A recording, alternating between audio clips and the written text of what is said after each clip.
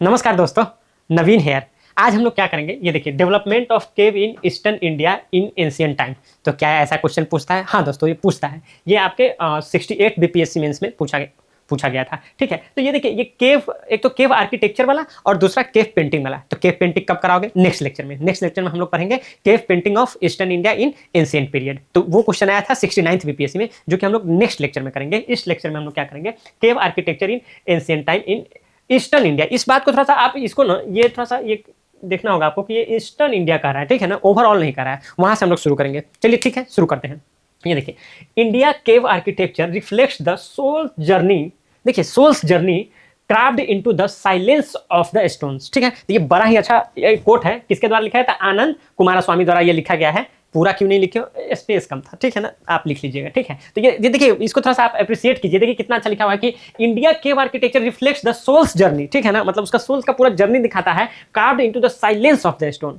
ये देखिए, बड़ा छोटा सा कोट है, एक कोट और एक कहीं पर डायग्राम। ये दोनों अगर 7 या 8 मार्क्स वाले क्वेश्चन में हम लोग कर लेंगे ना, तो मतलब निश्चित रूप से 1 नंबर या ऐसा आधा नंबर तो एक्स्ट्रा मिल ही जाता है as compare to your other fellow students and all. तो ठीक है, तो यहाँ हम लोग इस तरह से करें। एक अब सीधा कोट लिखने के बाद ना हम लोग सीधा शुरू नहीं कर देंगे, थोड़ा सा एक इंट्रोडक्शन भी दे देंगे and then we will start. ठीक है, तो ये फिर कहाँ आएगा? ये क्या लॉन्ग आंसर क्वेश्चन नहीं, मतलब चांसेस कम है कि ये 38 मार्क्स में आए। ज़्यादातर चांसेस है कि ये 7 या 8 मार्क्स का क्वेश्चन करके ऐसा करके आया। मतलब पिछले बार जो आया था तो उसमें भी 7 या 8 मार्क्स का क्वेश्चन ही करके आया था। अब ये देखिए, cave architecture in India is one of the earliest form of the religious architecture. सही बात है, ये earliest form of the religious architecture है। आप देखेंगे तो मौर्य पीरियड में इसका तो शुरुआत हुआ था, originating around 3rd century BCE. कहीं कहीं बीसीई रहता है, कहीं कहीं बीसी रहता है। ये क्या कंफ्यूजन है? ये कोई कंफ्यूजन नहीं है दोस्तों। ये बीसी बिफोर कॉमन एरा को रिप्रेजेंट करता है और ये बीसी है जो बिफोर क्राइस्ट को रिप्रेजेंट करता है। इसको लोग ज्यादा सेकुलर मानते हैं। तो अब now days you will see that ना कि they are using this instead of this. ठीक है, गॉट द पॉइंट और नॉट? ठीक है, तो ये चीज है। ओके, तो ये आप देख रहे हैं 3rd सेंचुरी बीसी। तो आप लोग देखते हैं कि मौर्य पीरियड जो 320 से लेके 185 बीसी तक था, तो उसी पीरियड में ये मतलब आप कह सकते हैं कि शुरुआत हुआ है। हम देखिए, अर्ली केव आर्किटेक्चर ऐसा लिख देंगे, और अर्ली केव आर्किटेक्चर में यहाँ पर लिख देंगे चैत्याज और यहाँ पर लिख देंगे बिहाराज। तो आप लोगों को तो पता है चैत्या क्या है, प्रेयर हॉल है, और बिहारा क्या है, रेसिडेंशियल हॉल है। अब देखिए, चैत्याज का एग्जाम्पल में मैं क्या लिखा हूँ, सप्तपर्णी। ये सप्तपर्णी केव जो है ये राजगीर में है। ओके, सप्तपर्णी केव लिखा हूँ। कार्ला केव क्यों नहीं लिखे? कार्ला केव तो सबसे बड़ा केव होता है, तो वो क्यों नहीं एग्जाम्पल में लिखा हूँ? देखिए, वो इसलिए नहीं लिखा हूँ कि जो कार्ला केव है वो महाराष्ट्र में है। ठीक है, और ये क्वेश्चन देखिए, क्वेश्चन कह रहा है ईस्टर्न इंडिया।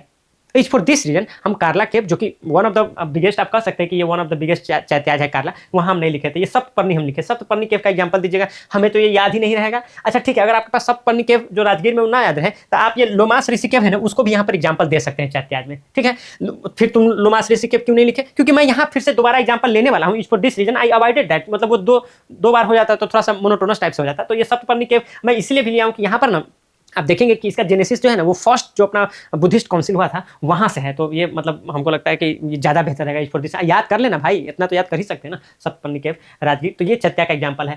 बिहाराज में आप देखेंगे तो ये मतलब नालंदा है, विक्रमशिला है, ओदनपुरी आप लिख सकते हैं, सोमपुरा लिख सकते हैं जो अभी बांग्लादेश में है। तो ये सब आप एग्जाम्पल में बिहाराज के लिख सकते हैं। हाँ, तो अजंता केव क्यों नहीं?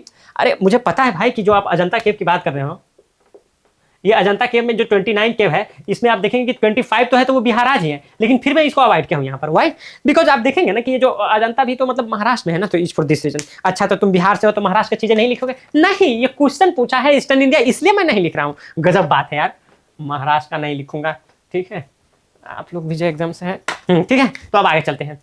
तो ये चैत्या बिहाराज हम लोग देख लिया। अब की फीचर देख लेते हैं थोड़ा सा। की फीचर में देखेंगे पॉलिश इंटीरियर। तो जैसे ही केव का आएगा ना, तो पॉलिश इंटीरियर तो आपको लिख ही देना है कि पॉलिश इंटीरियर बड़ा अच्छा से ऑर्नामेंटेड गेटवे ये सब रहता है। तो पॉलिश इंटीरियर में आप देख लेंगे, तो पॉलिश इंटीरियर में देखेंगे कि Mauryan cave features smooth granite surface with the mirror like polish. मतलब मिरर लाइक पॉलिश एकदम चमका दिया। ठीक है ना, मिरर लाइक पॉलिश। एग्जाम्पल में ये बराबर केव जो है, तो ये बराबर केव तो है कौन बनवाया था? तो अशोका बनाए थे, फिर अजीविका को गिफ्ट किए थे। यहाँ पर बराबर केव में 4 केव है, और उसी 4 केव का एक एग्जाम्पल ये है लोमास ऋषि केव। आप समझे बात? ये बराबर केव का ही एग्जाम्पल में क्या है, ये लोमास ऋषि केव है। ठीक है मेरे दोस्तों, तो चलिए ठीक है सर, आगे चलते हैं। अब ये देखिए, ये ऑर्नामेंटल गेटवे है। ठीक है ना, तो ये ऑर्नामेंटल गेटवे में देखेंगे ऑर्नेट्स आर्च। ठीक है ना, with detailed carving depicting narratives and that is. ठीक है, तो उस पर कुछ का स्टोरीज या कुछ दैटिज का फोटो भी लगा दिया जाता था। और यहाँ पर देखें, ये देखिए इसी लोमास ऋषि केव में कहा कि elephant carving on the Lomas Rishi cave Bihar. तो आप तो ये सब देखिए, तो इस तरह से एक डायग्राम बना देंगे, मतलब आपको लगेगा कि ये तो मतलब उतना अच्छा डायग्राम नहीं, तो बड़ा कुछ डायग्राम नहीं, ठीक है, फिर भी आई टोल्ड यू ना कि अब इतना भी बना देंगे ना तो एक डायग्राम छोटा सा भी दिख जाता है ना वहाँ पे मतलब पेपर में आपके, तो वो 7-8 मार्क्स में एक भी तो अच्छा इंप्रेशन जाता है। तो इस फॉर दिस रीजन आप इसको यहाँ पर लिख दीजिएगा, ठीक है। और ये चूंकि मतलब ईस्टर्न इंडिया बोला गया है और आप बिहार का एग्जाम्पल लीजिएगा तो ऐसे ही पॉजिटिव इंप्रेशन जाएगा ना, since it's BPSC exam no, for this reason. अब देखिए इंस्क्रिप्शन में देख लीजिए कि कह रहा है कि inscription on the caves reveal patrons, rulers and the historical context, ठीक है। तो ये थोड़ा सा जो भी मतलब इंस्क्रिप्शन वगैरह आप जो केव के अंदर लिखा गया है तो उससे आपको पता चलता है ना उस टाइम के सोशियो इकोनॉमिक मतलब सोशियो पॉलिटिकल कंडीशन के बारे में, किस तरह से लोग रहते थे, क्या कभी कभी देखिएगा तो उस पर कुछ अगर लिखा गया है तो उससे ये भी पता चलता है कि कौन मतलब राजा उसको बनवाया है, मतलब कौन पैसा दिया है, तो ये सब कुछ पता चलता है ना। हिस्टोरिकल कॉन्टेक्स्ट भी उस टाइप का पता चलता है कि हाँ कि उस टाइम वो जो मतलब पेट्रोनेट मिल रहा था तो वो बुद्धिस्ट के लिए मिल रहा था कि जैन के लिए मिल रहा था, तो वो सभी थोड़ा सा पता चलता है। तो इस तरह से आप देखेंगे तो इंस्क्रिप्शन में ये सब आता है। अब ये देखेंगे जो एग्जाम्पल इसमें लिखा गया है, एग्जाम्पल सब लिखने से थोड़ा सा पॉजिटिव वाइब आता है, तो वो लिख दीजिएगा। हाथी, ये देखिए जो हाथी गुफा इंस्क्रिप्शन जो है ऑन उदयगिरी केव्स उड़ीसा में है। तो आप ये उड़ीसा आते हैं तो मतलब हिस्ट्री में एक चीज तो याद, कलिंगा वार तो याद आ ही जाता होगा। तो आप ये देखेंगे कि मतलब ये हाथी गुफा इंस्क्रिप्शन में ना राजा किंग खारवेल के बारे में आप लोग जरूर पढ़े होंगे। तो ये किंग खारवेल जो है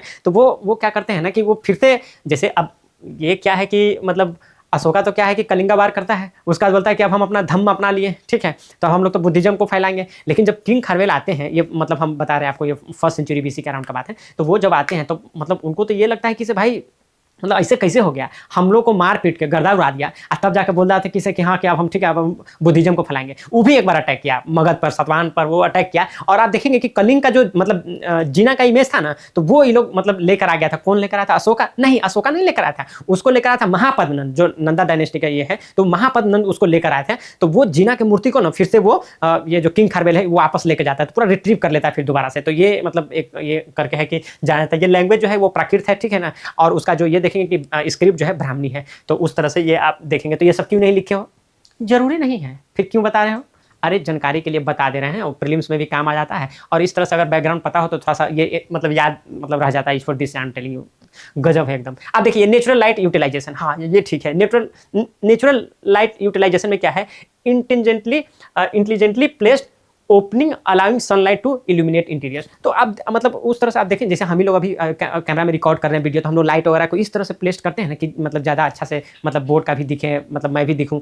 तो उसी तरह से जब ये बना रहे थे ना, तो अब उस टाइम तो इतना लाइट का फैसिलिटी नहीं, तो नेचुरल लाइट का जो यूटिलाइजेशन है ना उसको बड़ा इंटेलिजेंट ढंग से वो लोग कर रहे थे, ठीक है। केव उस तरह से बनाते थे, केव में लाइट भी आया थोड़ा सा।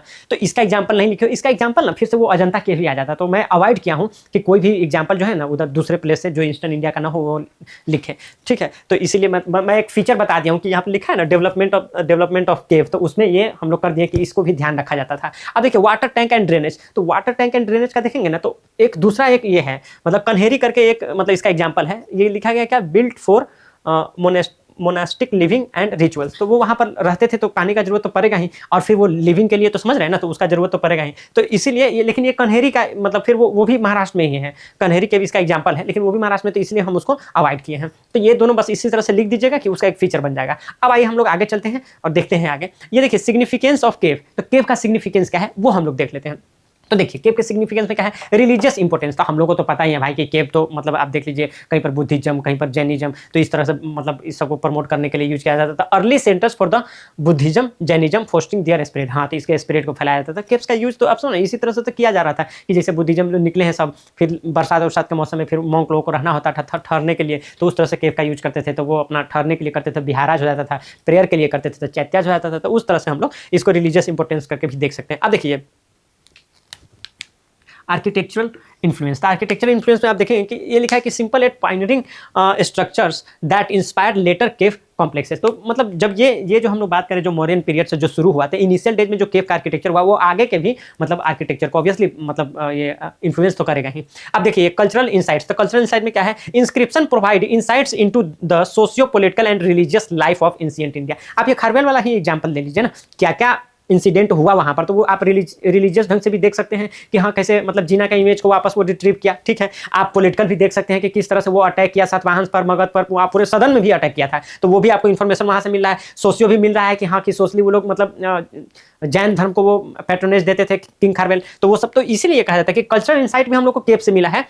जहाँ पर उसके इंस्क्रिप्शन हम लोग को socio political and religious life के बारे में, एंशिएंट इंडिया के लोगों के बारे में पता चलता है। ठीक है, कंक्लूजन में देख लीजिए, कंक्लूजन में ये है, development of caves in eastern India remains a testament, देख रहे हैं, a testament of India's rich heritage and its early mastery of the rock cut techniques. ठीक है ना, अब चूंकि केव है तो वो रॉक कट से, तो early mastery of rock cut techniques. तो ये देखिए, तो ये क्वेश्चन था। अब देखिए ये एज इट इज, अब ये देखिए 68 में पूछा गया था ये वाला, और मतलब उसके बाद अभी पूछा नहीं गया है 9 और 70 में, लेकिन तो अब ज़्यादा चांस है कि कहीं 71st में पूछ ले। क्वेश्चन पूछा जाएगा तो ऑलमोस्ट यही क्वेश्चन रहेगा, और यही ये 2 पेज का आंसर हो गया, ये रेडीमेड आंसर। मेरा अब चैनल को सब्सक्राइब कर लीजिए, क्योंकि इसी तरह से जो बीपीएससी में पूछा गया क्वेश्चन है, चाहे वो शॉर्ट आंसर हो चाहे वो लॉन्ग आंसर हो, मैं उतना ही आपको बताऊंगा जितना आपको पेपर में लिख देना है।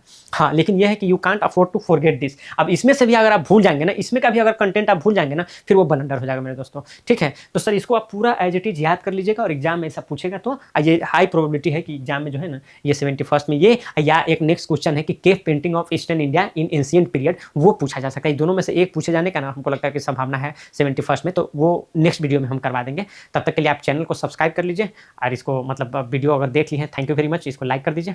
ठीक है दोस्तों, take very good care of your health. Bye and take care. Naveen Kumar signing of.